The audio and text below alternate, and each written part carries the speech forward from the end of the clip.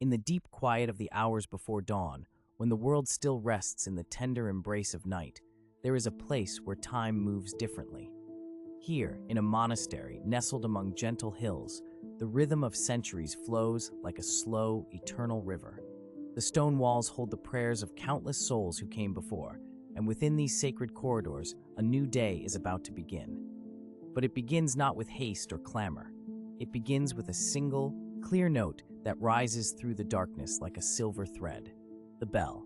One bell, ringing gently across the silence, calling the brothers from their sleep.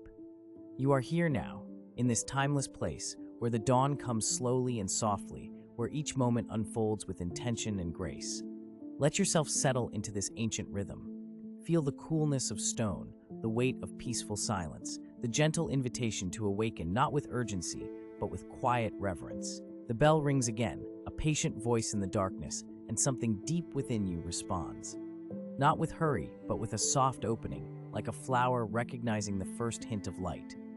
This is how the day begins in the monastery. This is how we enter the sacred hours. With breath, with stillness, with a heart that listens for the tender call of morning. The darkness is not yet ready to release its hold on the world, and that is as it should be. For in this liminal space between night and day, between sleep and waking, there is a special kind of peace, a threshold peace. And you are invited to linger here, to let the bell's gentle resonance move through you like ripples across still water, preparing you for the slow and beautiful unfolding of this monastic day. In the sleeping quarters, the monks begin to stir. These are simple cells, each one barely larger than the narrow bed it contains. The walls bear stone that has absorbed centuries of quiet breathing, of whispered prayers before sleep, of dreams that drift like incense smoke. There is a small wooden cross on each wall, a plain blanket, nothing more. And in this simplicity, there is a profound freedom. As the bell continues its gentle calling, each brother rises slowly from his rest. There is no jarring alarm, no sudden shock to the system, only the patient, rhythmic voice of the bell and the body's natural response to its familiar song. Feet touch the cold stone floor. Hands reach for simple robes that hang on wooden pegs, worn smooth by generations of use. The fabric is rough but comforting, the color of earth and shadow. Each movement is deliberate, unhurried. There is time. There has always been time here. The brothers do not speak. The great silence that descended after Compline still holds its gentle sway and will until after the morning prayers. But silence does not mean emptiness. In the quiet, there is communion of a different kind. The soft rustle of fabric, the whisper of bare feet on stone, the shared breath of those who have chosen this life of devotion, of rhythm, of sacred routine. One by one, they emerge from their cells into the corridor. The darkness is nearly complete, but their eyes have adjusted, and they know every stone, every turn, every worn step of this path. They have walked it every morning for years, some for decades. Their feet find the way without thought. Small oil lamps flicker at intervals along the walls, casting pools of amber light that push back the shadows just enough. The flame light dances and wavers, making the stone walls seem almost alive, almost breathing. And perhaps they are. Perhaps these stones remember everything, every prayer, every footstep, every silent procession toward the chapel at dawn. The brothers move through the monastery like a quiet river flowing to the sea. They descend worn stone stairs, their hands trailing along walls polished smooth by countless palms before them. Each step is a meditation, each breath a prayer. The air is cool and clean, carrying the faint scent of beeswax and old incense, of stone that has stood for centuries, of something ancient and enduring that defies simple description. As they walk, the darkness begins to shift, almost imperceptibly. It is not yet dawn, but dawn is thinking about arriving. The quality of the darkness changes, becoming somehow softer, less absolute. Through the narrow windows, the night sky holds that particular depth of color that comes just before the world turns. Deep blue, like velvet, like the robe of the Virgin in the old paintings, like the space between stars. The procession continues in silence. There is no need for words. Each brother knows his place, his path, his purpose in this moment. They are moving together toward the chapel, toward lauds, the morning prayers that have been offered in this place since the monastery's founding, offered in countless monasteries across countless lands for more than 1,000 years. You are part of this ancient stream now. You feel the coolness of the stone beneath your feet. You sense the presence of your brothers around you, not as individuals, but as a collective breath, a shared heartbeat. The silence is not lonely. It is full, rich, complete. It is the silence of deep communion. The chapel doors stand open, two massive wooden portals carved with symbols of faith and eternity. Beyond them, candlelight flickers and glows. The brothers enter one by one, their movements slow and reverent, and as they cross the threshold, they bow their heads. They step from darkness into light, from corridor into sanctuary, from the ordinary into the sacred, though here, perhaps, all is sacred. Perhaps every stone, every breath, every silent step is a form of prayer. Inside the chapel, time seems to slow even further, as if the very air is thicker here, more patient. Candles burn on the altar and in sconces along the walls, their flames steady and bright. The light they cast is golden, warm, alive. It transforms the stone, making it glow like honey, like amber, like captured sunlight. The brothers move to their places in the choir stalls, simple wooden seats arranged in 2 rows facing each other. The wood is dark with age, smooth from use, and as each brother takes his seat, there is the softest creak, the gentlest settling. They arrange themselves with practiced ease, and then for a moment there is complete stillness, complete silence. The world holds its breath. And then, as if responding to some unheard signal, as if moved by the same spirit that moves the tides and the seasons, the monks begin to chant. The sound rises slowly, a single note at first, then harmonies weaving together like threads in ancient cloth.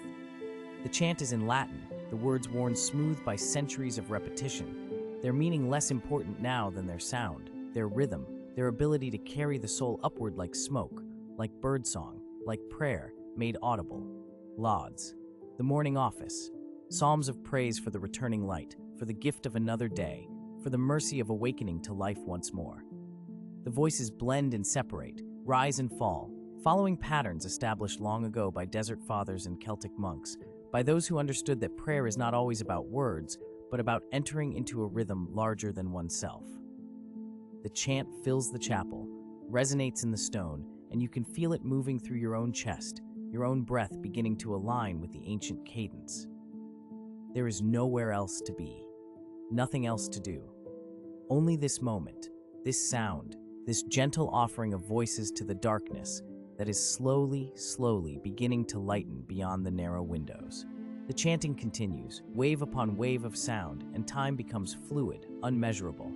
Minutes might be hours, hours might be moments. It doesn't matter. The rhythm of the psalms carries you, holds you, rocks you gently like water. Outside, beyond the thick stone walls, the first true light of dawn is beginning to touch the eastern sky. You cannot see it yet, but you can feel it somehow, the way the darkness softens, the way the candle flames seem less urgent, less necessary. The world is turning toward the sun, as it always does, as it always has. Inside the chapel, the brothers continue their ancient song. Their voices do not tire. This is their offering, their gift, their purpose. They are singing the world awake. They are greeting the dawn with praise, with gratitude, with the simple act of showing up, of being present, of fulfilling the sacred hours that structure their days and give meaning to their lives. And in this moment, you understand something about rhythm, about ritual, about the deep comfort of repetition. There is peace in knowing what comes next. There is rest in the familiar patterns that hold us when we cannot hold ourselves. The chant becomes softer now, more gentle, winding toward its conclusion like a river approaching the sea. The final notes hang in the air, suspended, perfect, and then slowly fade into silence. A silence that is somehow deeper than before. A silence that has been blessed by song. The brothers remain seated, their heads bowed, their hands folded. They rest in the stillness, in the space between prayers, in the moment when dawn has come and the world begins again. And you rest with them, held in this timeless place, this sanctuary of stone and light and ancient devotion. The morning has arrived, the sacred hours have begun, and all is well. All is as it should be. All is peace. And as the morning prayers fade into silence, as the last notes of the chant dissolve like mist into the vaulted ceiling, the monks begin to move. Slowly, deliberately, They rise from their places in the chapel, each movement measured and intentional. There is no haste here, no urgency in this ancient place where time moves differently, where each hour has its purpose and each task its sacred dimension. Some brothers return to the cloisters, their footsteps soft on worn stone. Others make their way toward the chapter house for the morning meeting. But a small group, perhaps 5 or 6 monks, turn toward a particular doorway, toward a room where different work awaits. The Scriptorium, the sacred space of texts and illumination, of words copied carefully from one century to the next. You move with them now, following their silent procession through a short corridor where morning light has just begun to reach. The air is cool still, holding the night's chill in the thick stone walls. Your breathing matches their pace, slow, steady, peaceful. There is nowhere else to be but here, in this moment, in this gentle transition from prayer to labor. The corridor opens into a room, and light spills in like honey, golden and thick and sweet. The Scriptorium reveals itself slowly to your eyes. It is a long chamber with windows along one side, tall windows with small panes of thick, imperfect glass that cast wavering patterns on the floor. The walls are stone, of course. Everything here is stone, but these walls are lined with shelves, with cubbies holding scrolls and bound volumes, precious things carefully preserved. There are wooden desks arranged to catch the best light, each one with a slanted surface, a tall stool, and a collection of tools: quills, ink pots, small knives for scraping corrections, pounce pots for drying the ink. At the far end of the room, a larger table holds pigments in small ceramic pots, gold leaf pressed between sheets of vellum, brushes so fine they contain only a few hairs. The monks take their places without speaking. Words are not needed here. Each brother knows his task, his manuscript, his page. Brother Thomas settles at the desk nearest the window, where the light is strongest. Before him lies a large volume, its pages made of prepared calfskin, smooth as silk. He is copying the Gospel of Luke, a task he began 3 months ago and will continue for 3 months more. Brother Martin takes his place at the second desk, his work a psalter, the songs of David rendered in careful Latin script. And Brother Benedict, the oldest of the group, moves slowly to the illumination table, where his arthritic hands will still, despite their pain, create beauty beyond imagining. You settle into the room with them, your presence invisible but felt, like another breath of morning air, like another beam of light. The Scriptorium embraces you. Here, in this place of quiet creation, you can rest and watch and simply be. Brother Thomas dips his quill, taps it gently against the side of the ink pot, and touches it to the vellum. The sound is barely audible, the whisper of iron gall ink on treated skin, the soft scratch of the nib forming a letter. One letter, then another, and another. There is no hurry, there is only this letter, this word, this line. The morning stretches ahead, filled with such moments, each one perfect and complete. The light grows stronger as you watch, climbing higher through the windows, illuminating more of the room, catching dust motes that drift and dance like tiny stars. The silence is not empty, but full of concentration, of devotion, of the slow work of preserving sacred words. And you feel yourself settling deeper, your mind growing quieter, matching the peaceful focus of this room, where time is measured not in minutes, but in pages, not in hours, but in beauty slowly, carefully brought into being. Time passes in the Scriptorium differently than in the world beyond these walls. Outside, the sun climbs higher, merchants open their stalls, laborers begin their work in fields and workshops. But here, time is marked by the slow progress of a line across the page, by the gradual filling of a margin with delicate vines and flowers wrought in ink and gold. Brother Thomas works steadily, his hand moving in the practiced rhythm of years. He has been a scribe for 2 decades, since he was a young man newly professed. His hand knows the letters so well that thought and action are one thing, undivided. He does not think, "Now I will make an L," or "Here comes an E."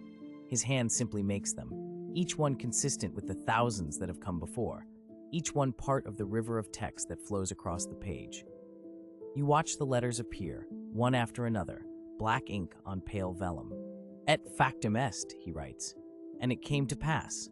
The ancient words take form again, preserved, passed forward into time. At the illumination table, Brother Benedict prepares his gold. This is the most precious material in the room, thin sheets of hammered gold that will catch light and throw it back for centuries to come. He is working on a capital letter, a great ornate eye that will begin a chapter. The letter has already been outlined in pale ink, and now he must fill it with glory. His hands shake slightly. They always do now, the price of age, but when he holds the brush, they steady.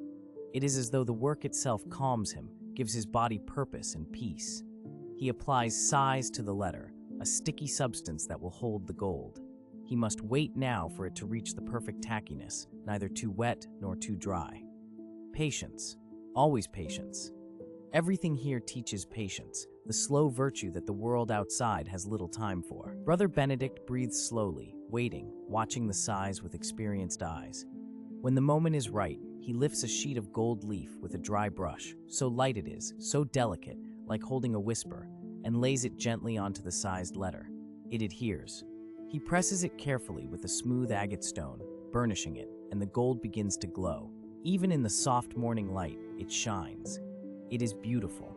You feel the satisfaction of it, the quiet joy of work done well, of beauty added to the world.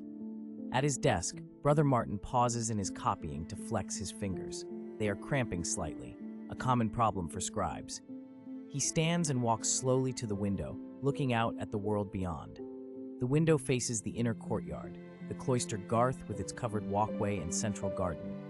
From here, he can see another monk crossing the space, carrying a basket. Brother Ambrose, the herbalist. Brother Martin watches him for a moment, allowing his eyes to rest on distant things, a relief after the close work of the manuscript.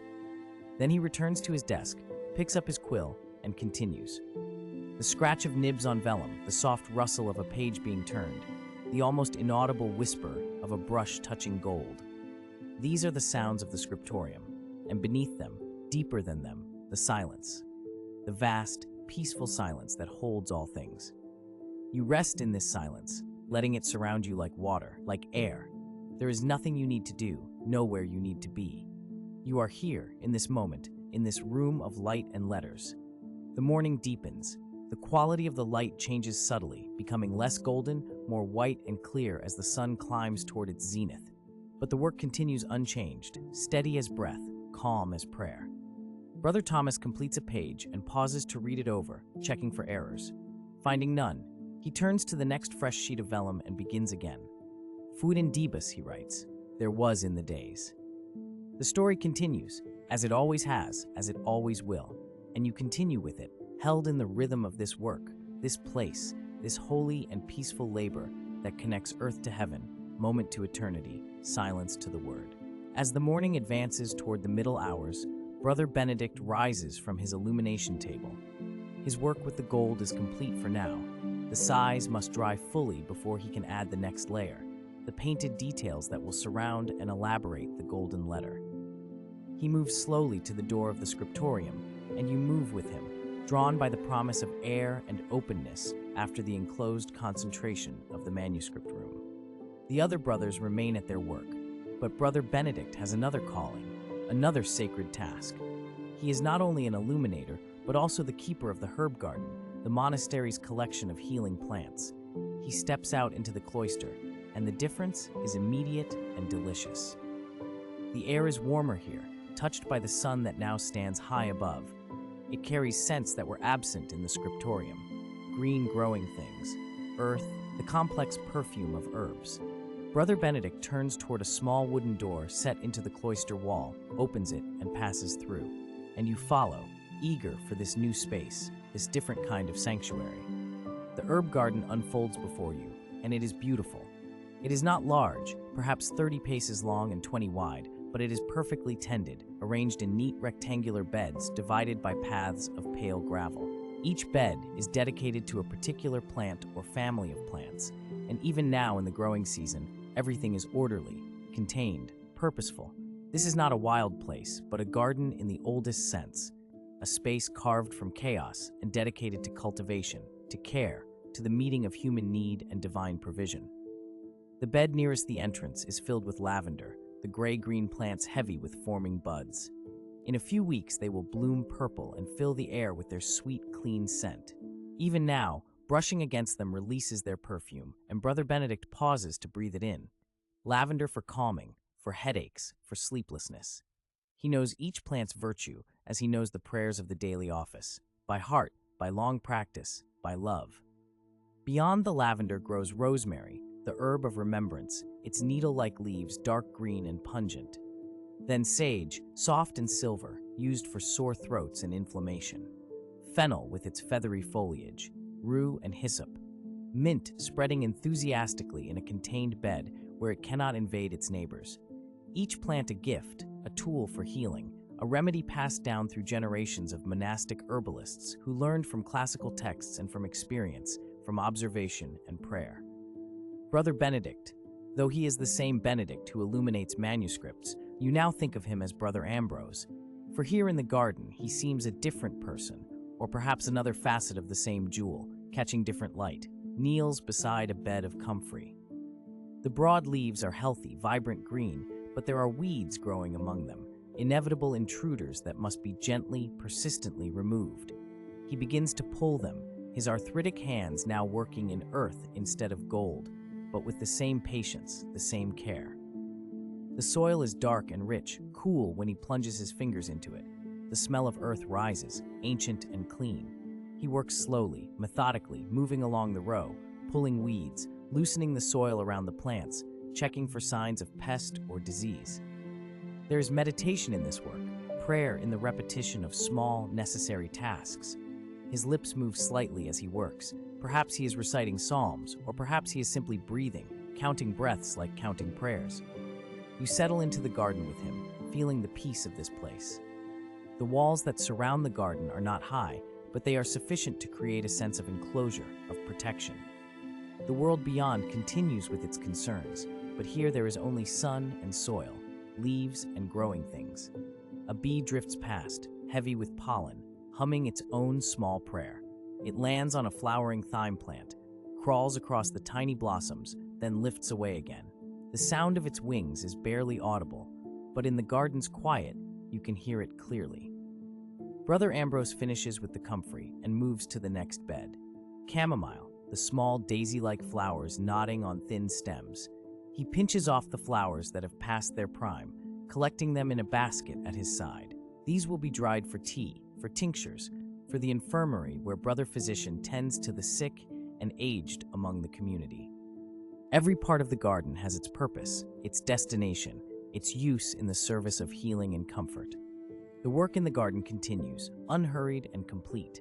Brother Ambrose moves from bed to bed, and you move with him, drawn by the gentle rhythm of his labor, by the quiet beauty of this cultivated place. There is something deeply restful about watching work done well, done slowly, done with full attention. In the modern world, such work is rare. Everything rushes, everything demands speed and efficiency.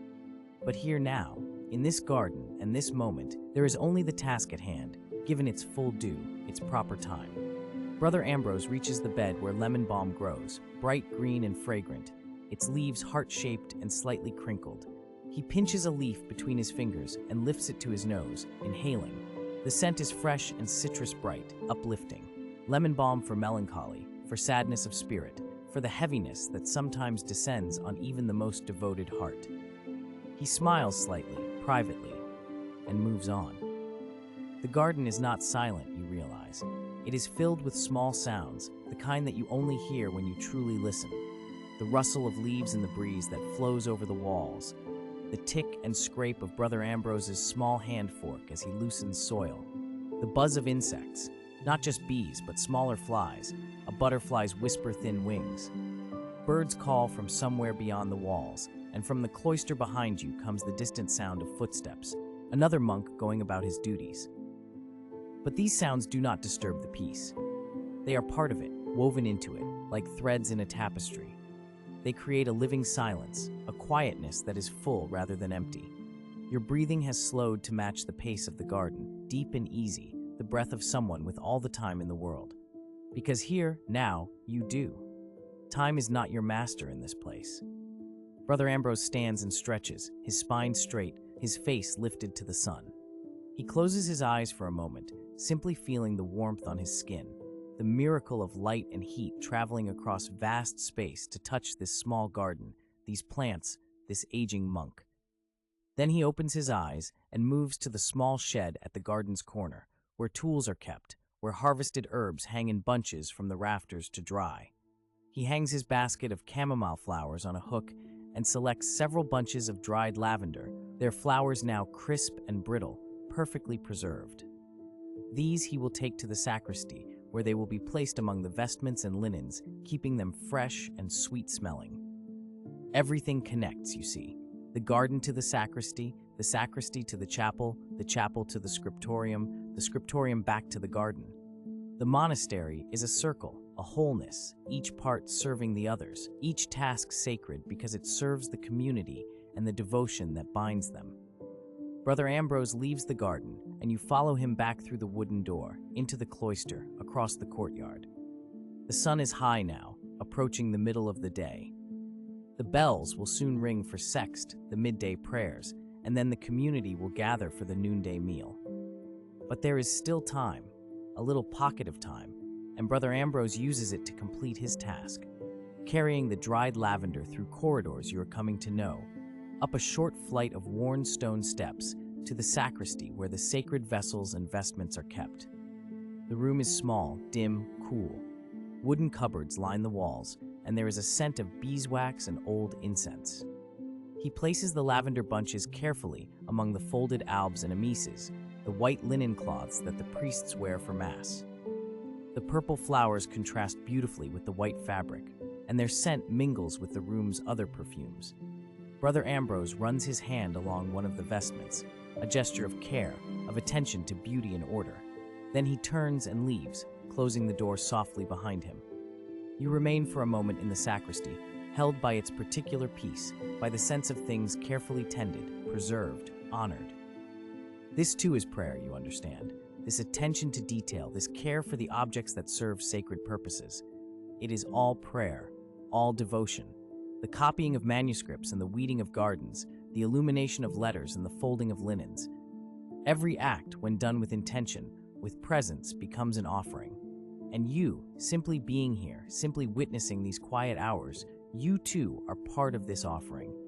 This gentle dedication of time and attention to what is good, what is beautiful, what endures. The bell rings, and its voice rolls through the monastery like a wave through water, reaching every corner, every room, every soul within these walls. It is the bell for sext, the midday prayer, the hour when the sun stands highest and shadows shrink to nothing beneath the feet of things. From wherever the monks are working, in the scriptorium, the garden, the kitchen, the infirmary, they pause, set down their tools, and turn toward the chapel. You have been resting in the sacristy, but now you too turn, drawn by the bell's call, and you move back through the corridors, joining the silent procession of monks who converge from different directions, all moving toward the same center, the same purpose. The chapel receives them again, as it has already twice this day, as it will twice more before nightfall. In and out the monks flow like breath, the chapel the lungs of this body, this community. They take their places in the choir stalls, and the prayers begin. But this time you are different somehow. The prayers wash over you gently, and you do not focus on the words as much as on the quality of the moment, the feeling of being here, in this rhythm, in this ancient pattern that has continued for centuries. The voices rise and fall. The light from the high windows falls in shafts through incense smoke, and you feel yourself settling deeper, deeper into rest, into peace. The prayers end. The monks disperse again, but more slowly now, for it is time for the midday meal, and they walk together in loose groups toward the refectory. You follow, curious about this next part of the day's rhythm. The refectory is a long hall with tables arranged in rows, benches on either side. It is simple, like everything here. Stone walls, wooden tables worn smooth by centuries of use, a high ceiling crossed with dark beams. At the far end, on a raised platform, sits the abbot's table where the superior and any honored guests would take their meals. But the abbot's place is occupied today by one of the older monks, who stands with a book open before him. This is the reader, whose task it is to feed the souls of the community while their bodies are fed. The monks take their places at the tables, standing behind the benches. A short prayer is said, and then they sit, and the meal begins. It is served simply. Baskets of bread are already on the tables, and younger monks, acting as servers, bring pitchers of watered wine, bowls of soft cheese, plates of herbs and radishes from the garden. There is no meat, of course, for it is not a feast day.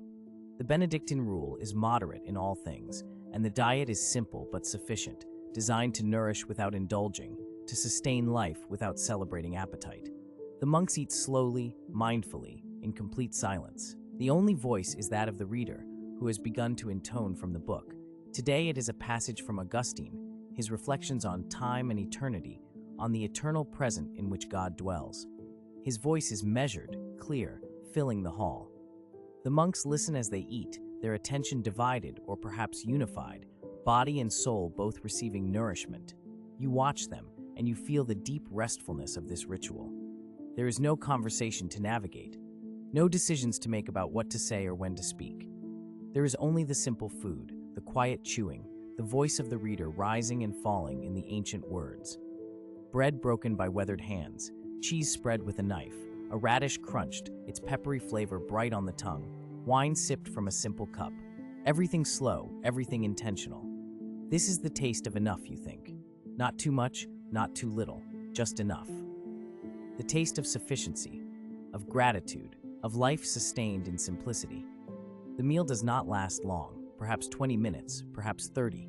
Time is fluid here, elastic, marked by actions rather than clocks. When the monks have finished, they sit quietly while the reader completes his passage.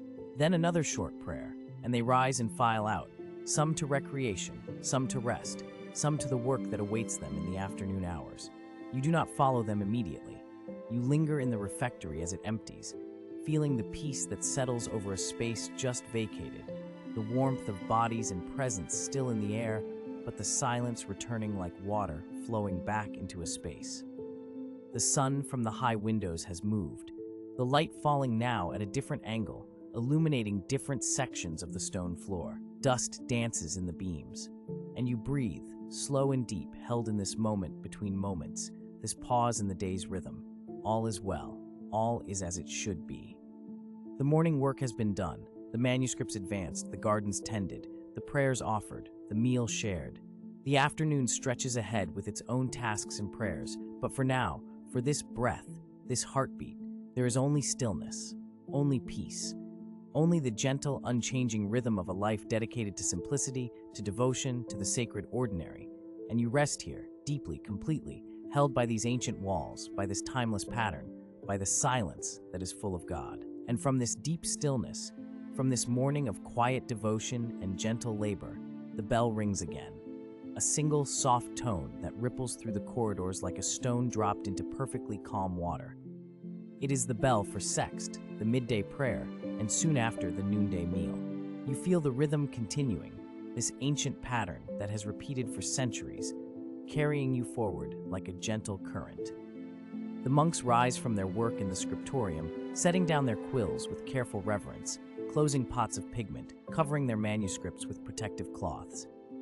Brother Ambrose straightens from the herb beds, brushing soil from his hands, touching a sprig of rosemary as though in blessing.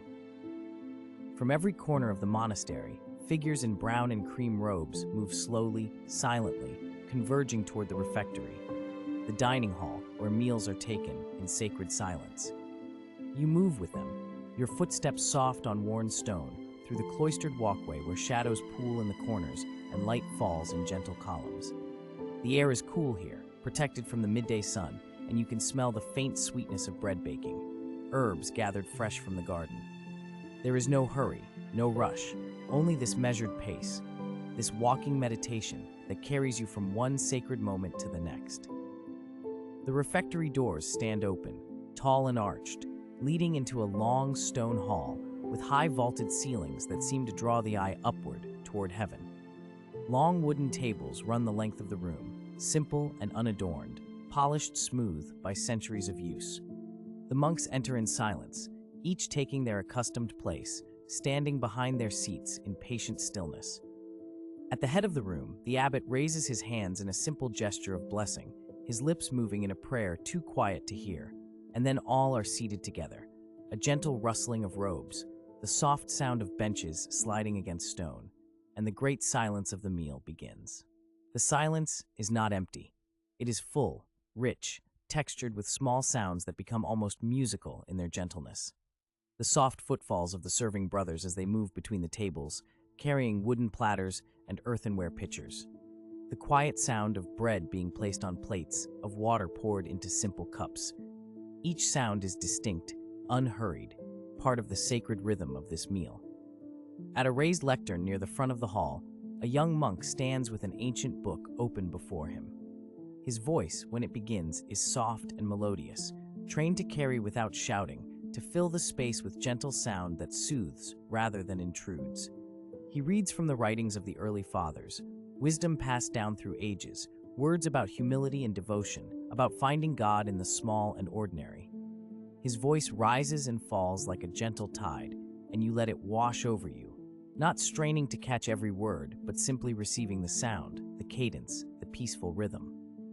Before you on the table rests a simple meal, a thick slice of brown bread, still slightly warm, its crust golden and cracked. A wedge of pale cheese, made in the monastery's own dairy, firm and mild. A small bowl of greens from the garden, dressed with vinegar and herbs. You can see the deep green of lettuce, the purple tinge of young kale, flecks of parsley and thyme. A cup of cool water, clear and pure from the monastery well. There is such beauty in this simplicity, such completeness. Nothing is missing, nothing is needed beyond what is here. You lift the bread slowly, feeling its weight, its texture. You break a piece and bring it to your lips, tasting the grain, the slight sweetness, the work of many hands, the planting, the harvesting, the grinding, the kneading, the baking, all of it an offering, all of it prayer. You chew slowly, mindfully, aware of the nourishment, the gift. Around you, the other monks eat in the same way, each movement deliberate and reverent. The reader's voice continues, a gentle stream of words about patience, about silence, about the presence of the divine in every moment. And you eat, and you listen, and you rest in the completeness of this simple, sacred act. The meal continues in this way, each moment expanding, deepening. There is no clock here, no counting of minutes, only the slow progression of eating, of listening, of being present. The reader turns a page, the sound of parchment whispering against parchment, and continues with a passage about stillness, about the soul finding rest in God like a weaned child resting in its mother's arms. The words seem chosen for this very moment, this very meal, though the book was written centuries ago, 1,000 miles away. Truth is timeless. Peace is always present. You take a small piece of cheese, noticing its smooth texture, its gentle flavor. You sip the cool water, feeling it refresh your mouth, your throat. The greens are crisp and clean, tasting of earth and rain and sunlight. Each bite is complete in itself, requiring nothing, offering everything. Across the table, you can see the face of an older monk, his features soft in the diffused light, his eyes downcast in contemplation. His hands move slowly as he eats, hands that are strong and weathered from work, gentle from prayer. There is such peace in his expression, such acceptance. He has lived this rhythm for decades, perhaps, and it has shaped him the way water shapes stone. Not by force, but by patient, constant presence. The light in the refectory shifts almost imperceptibly as the sun moves across the sky. The golden beams angle differently through the high windows, creating new patterns on the stone floor, illuminating different columns, different corners. Everything changes, and nothing changes. The moment is always now. The peace is always here. As the meal draws toward its natural close, the portions consumed not from greed but from need, not rushed but received, the reader's voice seems to soften even further, becoming almost a lullaby. The words speak of rest, of trust, of letting go, and you feel yourself settling even deeper into this experience, this ancient rhythm that asks nothing of you except presence, except openness. The serving brothers move quietly to collect the simple dishes, and the monks sit in continued silence, hands folded, heads slightly bowed, resting in gratitude. When the reader closes the ancient book with gentle finality, the sound echoes softly through the hall, and the abbot rises. The monks stand as one, no word spoken, no signal given beyond the simple movement, the shared knowledge of pattern and practice. A brief prayer of thanksgiving, lips moving in unison, voices joined in barely audible whisper. And then, in the same slow procession, they file from the refectory, back into the cool corridors, toward the chapel for none, the afternoon prayer. Your footsteps join theirs, the soft shuffle and whisper of many feet moving in quiet harmony. The chapel awaits, dim and cool after the light of the refectory, lit only by the perpetual candles near the altar and the soft glow filtering through small, high windows. The air here is different, heavier, somehow, scented with beeswax and incense, with the accumulated prayers of centuries soaked into stone and wood. The monks take their places in the choir stalls, those beautifully carved wooden seats that line both sides of the chapel, facing each other across the central aisle. You find yourself among them, settling onto the smooth wooden seat, feeling its solid presence beneath you. For a moment, there is only silence, deep, expectant silence, the kind that feels alive. And then, without signal, without direction, the chant begins. It rises from the monks like breath, like the most natural thing in the world. Voices blending in a simple ancient melody, Latin words worn smooth by repetition, by devotion. The sound fills the space not by volume, but by resonance, each voice finding its place in the whole, no one striving to be heard above the others. It is communal breath, communal heartbeat. The chant speaks of God's faithfulness, of divine protection in the afternoon hours when energy wanes and the spirit seeks refreshment. It asks for guidance, for strength to continue, for the grace to remain present and devoted. The melody is simple, almost hypnotic in its repetition, phrases rising and falling in gentle waves. You don't need to understand every word. The meaning is in the sound itself, in the act of joining voice to voice, breath to breath, intention to intention. The chant continues, phrase after phrase, verse after verse, and time seems to dissolve. There is no past here, no future, only this eternal present, this moment of prayer that connects to every moment of prayer that has come before and will come after. You feel yourself held by the sound, supported by it, the way water supports a swimmer. There is no effort required, only surrender, only presence. The voices around you are steady, unhurried, each breath taken in its own time, each note offered freely.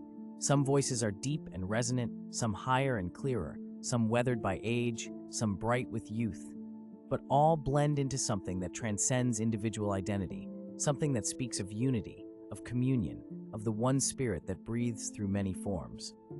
The candlelight flickers gently, creating dancing shadows on the stone walls, on the carved wooden screens, on the upturned faces of the monks. Everything is softness here.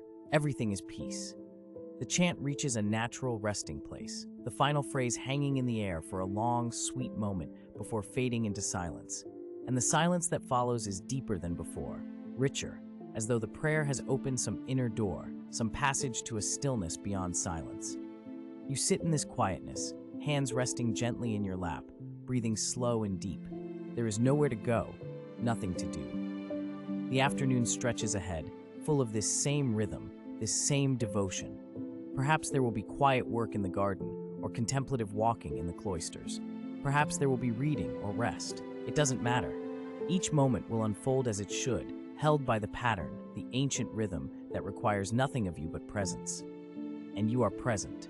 You are here, completely, fully, peacefully here. The chapel holds you in its cool stone embrace. The silence holds you in its infinite depth, and you rest deeply, profoundly, beautifully, held by something far greater than yourself, something that has always been here, waiting, offering this perfect, sacred peace. You rest and rest and rest, breathing with the stones, with the silence, with the eternal now, and all is well. And in this restful stillness, held by the timeless peace of the monastery, time continues its gentle passage. The afternoon light begins to shift, imperceptibly at first, taking on a warmer quality, a softer glow. The sun, which hung high above the cloisters during your prayers, has traveled across the wide medieval sky, and now begins its slow descent toward the distant horizon. You feel no urgency in this change, only a deepening sense of peace, as the day itself prepares to rest, just as you are resting now. The stones around you seem to breathe with anticipation, the quiet anticipation of evening, of gentle transition, of rhythms that have repeated themselves for centuries without fail.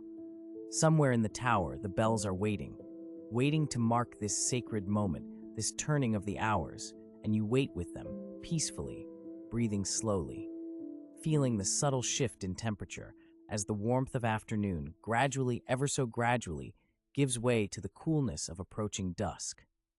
There is such beauty in this moment of change, this threshold between the working day and the restful evening. The light through the chapel windows has become liquid gold, pouring across the worn stone floors like honey, like amber, pooling in the corners and catching tiny particles of dust that drift slowly, slowly through the air. You watch them in your mind's eye, these specks of dust becoming visible in the slanting light, each one following its own meandering path, unhurried, without purpose or destination. And you are like them, drifting, peaceful, suspended in this golden moment that seems to stretch and expand, becoming vast, becoming eternal. The silence around you deepens even further, if such a thing is possible, becoming not empty but full, rich with presence, with the accumulated prayers of all who have stood in this place, in this same slanting light, feeling this same profound peace. Your breathing matches the breathing of the stones, slow, steady, eternal, and you rest, held by the day, held by the light, held by the approaching evening that comes so gently, so inevitably, like sleep itself. There is nowhere you need to be, nothing you need to do, only this, breathing, resting, feeling the day soften around you like a blanket of golden light. And then, the bells, they come gently, reverently, their sound rolling out across the monastery grounds like ripples across still water. The Vespers bells, calling the community to evening prayer, their voices deep and resonant, trembling in the golden air. You feel them as much as hear them, each toll vibrating through the ancient stones, through the floor beneath you, through your own chest, your own heart. They ring slowly, 1, 2, 3. Each stroke separated by a breath of silence, a moment of settling before the next one rises and blooms and fades again into the listening air. There is no harshness in these bells, only invitation, only gentle summons. They speak of closure, of completion, of gratitude for the day that has been given. And from throughout the monastery, the brothers respond, emerging from their workshops, from the gardens, from the Scriptorium, from all the quiet corners where they have spent their afternoon in service and in prayer. You see them in your mind, these silent figures in their simple robes, moving like shadows, like spirits, converging slowly on the chapel as the light grows ever more golden, ever more rich. They walk without hurry, their sandaled feet whispering against the stone pathways, their hands folded, their faces peaceful and composed. Some are young, their faces smooth and contemplative. Others are old, deeply lined, bearing the marks of decades lived within these walls, within this rhythm. But all move with the same gentle purpose, the same surrendered grace. You could join them if you wished, rising from your place of rest and following in their silent procession. But there is no need to move. You can experience it all from here, from this place of deep repose, watching as the community gathers once more in the chapel that has held their prayers for so many centuries. The bells continue to ring, patient, unhurried, marking the transition from the working day to the contemplative evening. And with each toll, you feel yourself settling deeper, becoming more still, more peaceful, as if the sound itself is smoothing away any last traces of tension, of effort, of the concerns that belong to the busy world beyond these walls. Here, now, in this golden threshold moment, there is only peace, only the gentle gathering, the quiet bells, the lengthening shadows that stretch across the courtyard like dark velvet ribbons. The day is not ending, it is transforming, softening, becoming something even more beautiful, even more restful. Inside the chapel now, the community has gathered in their accustomed places, standing in 2 rows facing each other across the central aisle. The light through the windows has deepened to a rich, burnished gold, the color of old coins, of candlelight, of honey held up to the sun. It illuminates the faces of the monks with a gentle radiance, softening every feature, making even the oldest faces seem ageless, serene, touched by something beyond time. The Vespers prayers begin, voices rising together in the ancient chant, the same melodies that have been sung in this place every evening for hundreds of years. The sound is not loud, it is gentle, measured, almost a whisper magnified by many throats. It rises and falls like breathing, like waves upon a distant shore, repetitive, soothing, each phrase flowing into the next without seam or separation. You listen, and listening, you feel your own breath synchronizing with the rhythm of the chant, your own heartbeat slowing to match its peaceful cadence. The Latin words wash over you like water, like light. You need not understand their meaning to feel their effect, their ancient power to calm, to center, to draw the scattered attention inward to a single point of stillness. Kyrie eleison, Christe eleison. The phrases repeat, repeat again, becoming almost like a lullaby, a gentle rocking motion in sound. The monks stand very still as they sing, only their mouths moving, their bodies rooted like trees, like the stone pillars that surround them. And gradually, so gradually you barely notice, the light in the chapel begins to change, the gold becoming softer, more rose-tinted, as the sun drops lower toward the horizon. The shadows in the corners grow longer, deeper, more velvety and rich. There is a feeling of gentle closure, of a circle completing itself, of the day offering up its final prayer of gratitude and release. You are so deeply relaxed now, so profoundly at peace. The chanting continues, endless, timeless, patient as stone, gentle as sleep itself. And you rest within its rhythm, held by the sound, held by the gathering dusk, held by the knowledge that this moment has happened countless times before and will happen countless times again, that you are part of something vast and enduring, something that transcends your individual life and connects you to all who have sought peace, who have sought the sacred, who have learned to let go and rest in the arms of the eternal. Your eyes grow heavy, or perhaps they are already closed. It makes no difference. The chanting becomes the sound of your own deepest rest, the voice of peace itself. The Vespers prayers complete, the chapel empties once more as the monks return to their evening tasks.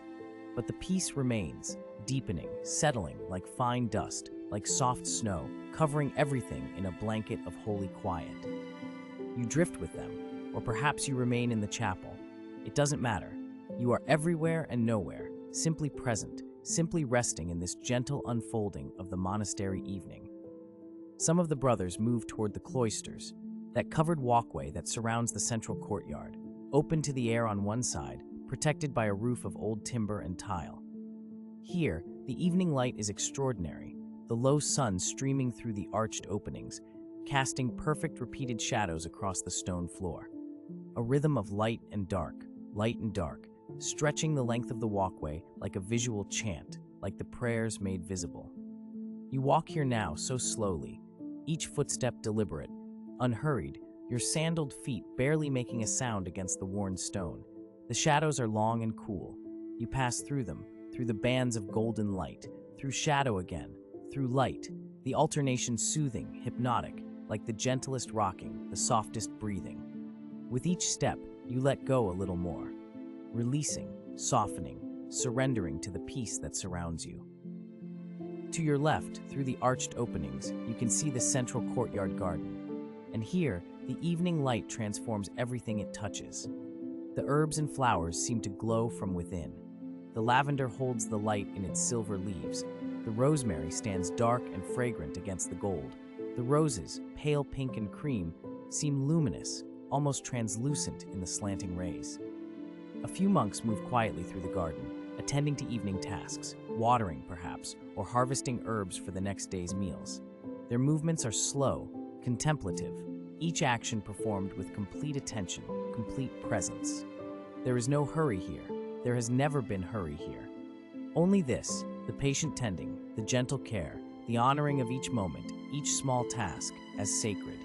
You watch them, or you are one of them. It makes no difference. You are simply here, in this golden moment, in this perfect evening peace. The air is cooling now. You can feel it against your skin, gentle and refreshing after the warmth of the day. It carries the scent of herbs, of stone, of earth, of wood smoke from the kitchen fires, all blending into the signature fragrance of this place, this sanctuary beyond time. And you breathe it in, slowly, deeply, feeling it calm you even further if such a thing is possible. Your body is so relaxed, so heavy and peaceful, as if you're made of the same stone as the cloisters, rooted here, eternal, part of the architecture of peace itself. The sun touches the horizon now, and the light becomes something almost magical, almost otherworldly. The sky above the monastery walls glows with layers of color, rose and gold and palest amber, fading upward into soft blue, then deeper blue than the first hint of twilight's approach. The ancient stones of the monastery seem to absorb this light, holding it, reflecting it softly, glowing as if lit from within by centuries of prayer, of devotion, of peace. Everything is becoming softer now, the edges of things blurring slightly in the gentle dusk, the contrasts fading, the world becoming dreamlike, liminal, suspended between day and night. This is the most peaceful hour, when the work is done, when the evening prayers have been offered, when there remains only the slow, gentle transition into the great silence that will soon begin. A few bells ring in the distance, small bells this time, calling the brothers to their final tasks before nightfall. Someone is closing the heavy wooden gates. You hear the deep, soft sound of wood against wood, of iron latches falling into place. Not to keep anyone out, but to mark the boundary, to create the sacred container in which the night's rest will unfold. In the kitchen, the evening meal is being prepared. Simple, humble food, bread and soup, cheese and apples from the orchard. The brothers who serve there move with quiet efficiency, their tasks so familiar that no thought is required, only gentle presence, only the meditation of repeated action. Steam rises from the pot over the fire, curling, dancing, catching the last light from the small high window. And throughout the monastery, all the rhythms are slowing, softening, becoming more and more gentle, more and more conducive to rest. You feel this slowing in your own body, in the deepening of your breath, in the heaviness of your limbs, in the way your thoughts drift like leaves on still water, without direction, without purpose, simply floating, simply being. The shadows have grown long enough now that they merge, the courtyard becoming a pool of soft twilight, the cloister walkways dim and cool and infinitely peaceful. Here and there, a candle is being lit, small points of warm light appearing in windows, in doorways, gentle as stars. And like stars, they seem to promise safety, comfort, the watched-over peace of a place where all is well, where all has always been well, where the ancient rhythms continue, unchanging, reliable as the turning of the earth itself. You are so deeply at rest now, so profoundly at peace. The day is completing itself with such grace, such gentle beauty, and you are part of that completion, that gentle closing, that soft transition into the blessing of evening, into the promise of the great silence that awaits, into the deep, restorative rest that is your birthright, your home, your natural state. You rest, and the monastery rests with you, breathing together, settling together, surrendering together to the peace that has always been here, waiting, eternal as these stones, gentle as this light. And now, as the last golden light fades from the western windows and the monastery settles into the gentle embrace of evening's deepest hour, the bell tolls once more. Soft, measured, calling the brothers to Compline, the final prayer of the day. This is the threshold between waking and sleeping, between doing and being, the sacred moment when all effort ceases and surrender begins. The monks rise from their evening contemplation, moving through corridors now filled with shadow and stillness, their footsteps barely whispers against ancient stone. You walk with them, feeling the coolness of the air, noticing how the darkness gathers in the corners like a blessing, soft and welcoming. The chapel awaits, lit now by only a handful of candles, their flames steady and small, creating pools of warm amber light that barely reach the vaulted ceiling above. This light is different from the brightness of morning. It is intimate, hushed, a light that invites closing eyes rather than opening them, a light that speaks of endings and rest. The monks file into their places, settling onto worn wooden benches, and the silence before prayer is so complete you can hear the wax softly crackling in the candle flames, the slight settling of stone as the monastery itself prepares for sleep. And then, gentle as breath, the prayer begins. Voices low and murmuring, not singing now but almost speaking, the words barely rising above a whisper. Keep us, O Lord, as the apple of your eye. Hide us under the shadow of your wings. The ancient prayer washes over you like water, cool and clean, and you feel yourself letting go, releasing the day, allowing everything to soften and settle. The words continue, rhythmic and repetitive, a lullaby older than memory. Into your hands, O Lord, I commend my spirit. Over and over. gentle variations on the theme of surrender, of trust, of releasing control, and accepting the gift of rest. The chapel grows quieter still, if such a thing is possible, as the final blessing is given, and then comes the moment of transition, the threshold between sound and silence. The abbot stands, makes the sign of peace, and speaks the words that will seal the monastery in stillness. May the Lord grant us a peaceful night and a perfect end. And with those words, the great silence begins, the great silence. These words carry weight and peace in equal measure. From this moment until dawn breaks again over the eastern hills, no voice will be raised, no conversation shared, no sound made except those of sleep and prayer. This is the silence that heals, that restores, that allows the soul to settle like silt in still water, finding its natural resting place. The monks rise and begin to file out of the chapel, each footstep deliberate and soft, each movement slow and mindful. There is no hurry now, no destination except rest, no purpose except peace. You follow them into the corridor where darkness pools thick and welcoming, broken only by a single lamp burning in a wall niche, its flame protected by old glass that makes the light waver and dance gently. The stone walls seem to absorb sound, holding the silence close, and you can feel it like a presence, like a companion walking beside you. This silence is not empty. It is full, rich, complete. It holds centuries of prayers, thousands of quiet footsteps, countless peaceful nights. As you walk, you notice how your own breathing slows to match the pace, how your heartbeat seems to quiet, how your thoughts begin to space themselves further and further apart, like stars emerging in a darkening sky. The monks pause at a small font of holy water near the dormitory entrance, each one touching the cool water and making a small sign of blessing, a final ritual before sleep. The water gleams dark in the lamplight, still and mirror smooth, and you imagine touching it yourself, feeling its coolness on your fingertips, that small gesture of transition, of moving from the world of waking into the realm of dreams. Now the monks turn toward their cells, each one a small chamber with a narrow door, and one by one they disappear into their private spaces. The doors closing with the softest of sounds, barely a whisper of wood against wood.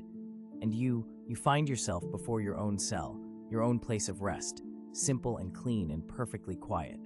The door opens easily, without sound, and you step inside. The cell is simplicity itself, a narrow bed with a straw mattress covered by a wool blanket, rough but clean, a small wooden stool, a shelf holding a prayer book, and a small cross. A tiny window, no larger than a hand, open to the night. Nothing more is needed. Nothing more could add to the peace of this space. The darkness here is gentle, soft as velvet, and as your eyes adjust, you can see the faint rectangle of the window, and through it, the deep blue-black of the night sky scattered with stars. Cool air flows in, carrying the scent of stone and gardens, earth and night-blooming flowers, and you breathe it deeply, feeling it fill your lungs with freshness, with quietness, with peace. You move to the bed, feeling the rough wool under your hand, and you sit, feeling the simplicity of the mattress, the honest hardness of it. Nothing luxurious, but somehow perfect, appropriate, exactly right. This is a bed for sleeping, nothing more, and there is freedom in that simplicity, release in that clear purpose. As you settle back, pulling the blanket up, you feel the coolness of it against your skin, and then slowly, gradually, your own warmth begins to fill the space between wool and body, creating a cocoon of gentle warmth. Your head rests on a pillow of folded cloth, simple and firm, and you find yourself perfectly supported, perfectly held. Through the small window, a single star is visible, bright and steady, and you watch it, letting your eyes soften, letting your focus blur slightly. The star seems to pulse gently, or perhaps it's your own breathing that makes it appear to move in and out, bright and slightly less bright, a rhythm like a heartbeat, like a lullaby. The silence deepens around you and within you, and you realize that the silence is not separate from you. You are part of it, woven into it, and it into you. There is no boundary between the quiet of the cell and the quiet of your mind, between the peace of the monastery and the peace of your body. Everything is one great silence, one deep rest, one perfect stillness.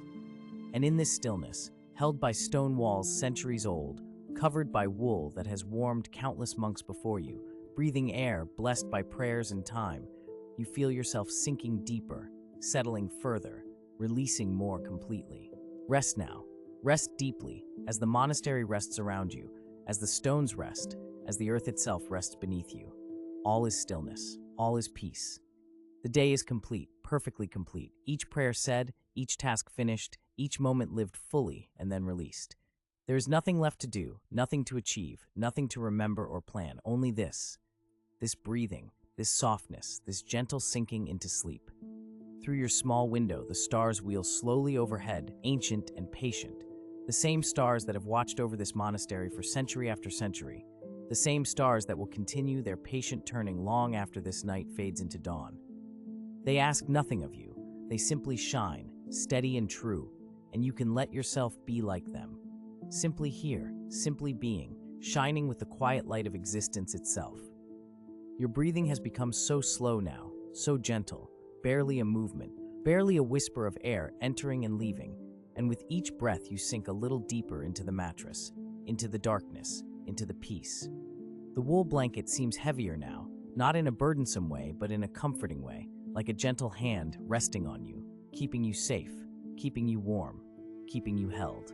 And the silence, the great silence, wraps around you like a blessing, like grace made tangible, and within it you can hear, or perhaps feel, the presence of the other monks in their cells along this corridor, each one breathing softly, each one sinking into sleep, and you are part of this community of rest, this fellowship of peace, all of you together releasing the day, surrendering to the night. The stone walls remember this. They have witnessed this nightly ritual 1,000 times, and they hold the peace of all those nights, all those sleepers, all that accumulated rest, and they offer it to you now, freely, generously. You are held by history, by devotion, by the simple, profound rhythm of days and nights, prayer and silence, waking and sleeping. And sleep is coming now, gentle and inevitable as nightfall, natural as darkness, and you welcome it, opening to it, allowing it to wash over you like a tide of peace, like a wave of deepest rest. Sleep, gentle sleep, deep and dreamless sleep. The stars are watching, the stones are holding, the silence is cradling you, softer now, deeper now, letting go, letting everything go.